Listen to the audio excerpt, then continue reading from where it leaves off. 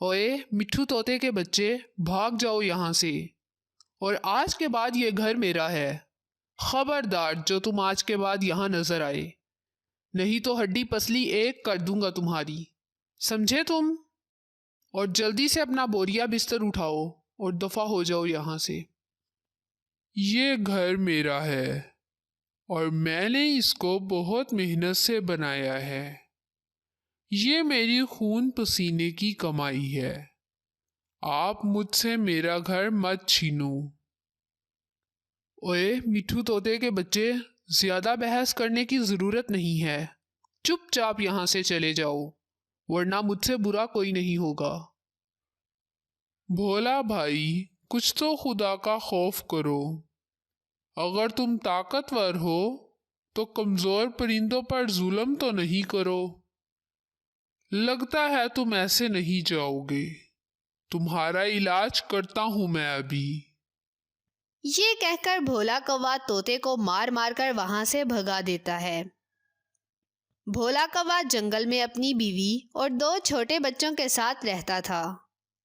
भोला कौवा बहुत ज्यादा ताकतवर और जालिम था। वो जंगल के मासूम परिंदों को तंग करता और उनकी चीजों पर कब्जा करता रहता था। भोला जी, हमारे घर के सामने जो सेब का बाग है वो किसका है? मुझे वो बाग बहुत पसंद है। मैं चाहती हूँ कि मेरा भी ऐसा बाग हो कल को, जब मेरे बच्चे जवान हो जाएंगे।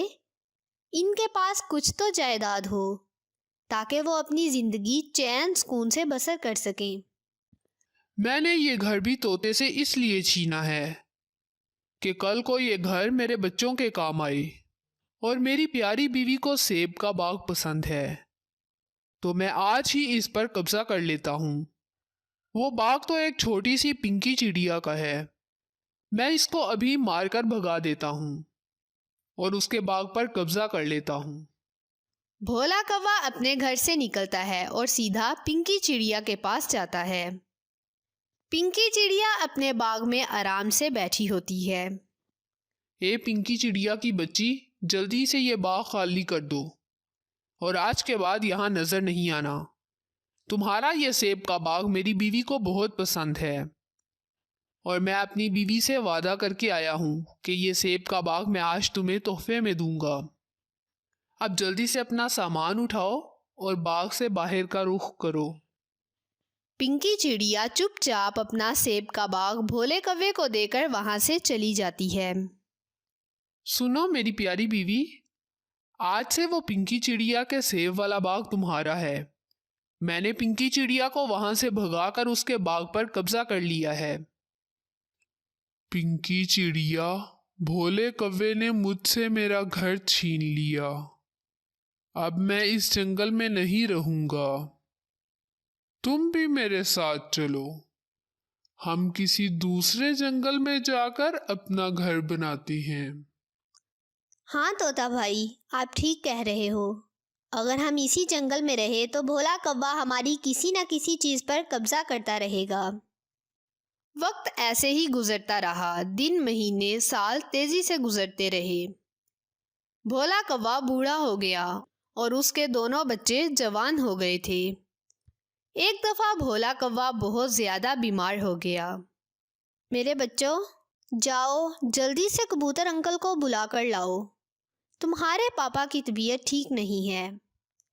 मम्मा, हम कबूतर अंकल को तो बाद में बुलाकर लाएंगे। पहले पापा से जायदाद की तकसीम तो करवा लें।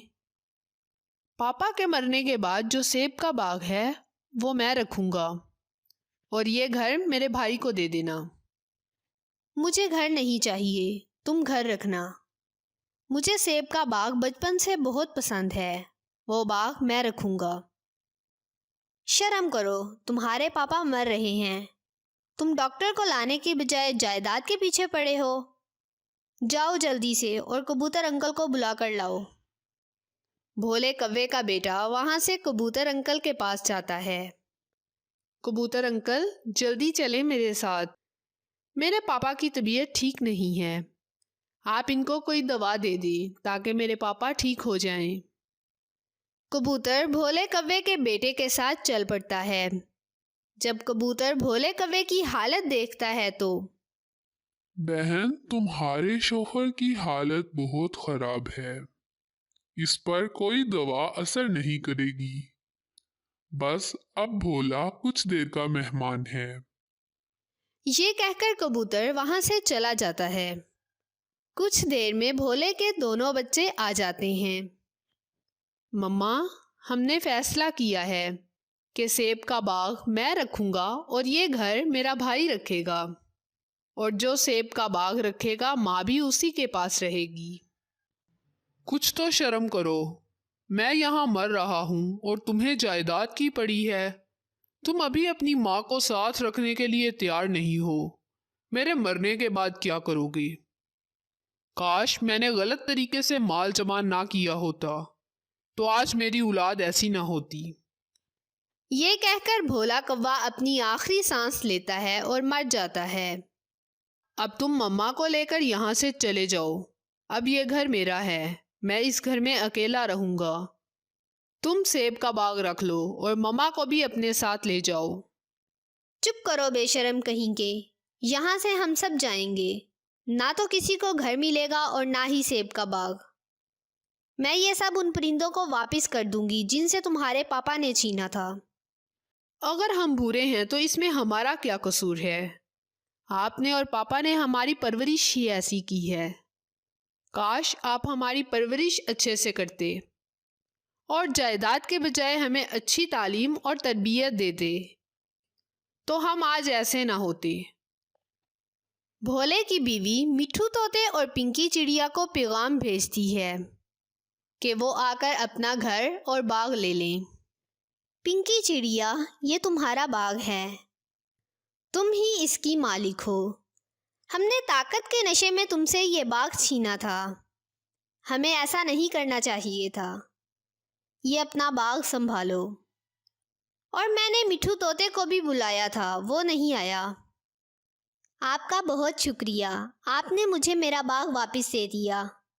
और मिठू तोते ने कहा है कि ये घर आप ही रख लें, मैं वापस नहीं आना चाहता। इस कहानी से हमें यह सबक मिलता है कि हमें ताकत के नशे में कमज़ोर लोगों पर जुल्म नहीं करना चाहिए और अपने बच्चों की परवरिश बहुत अच्छे से करनी चाहिए।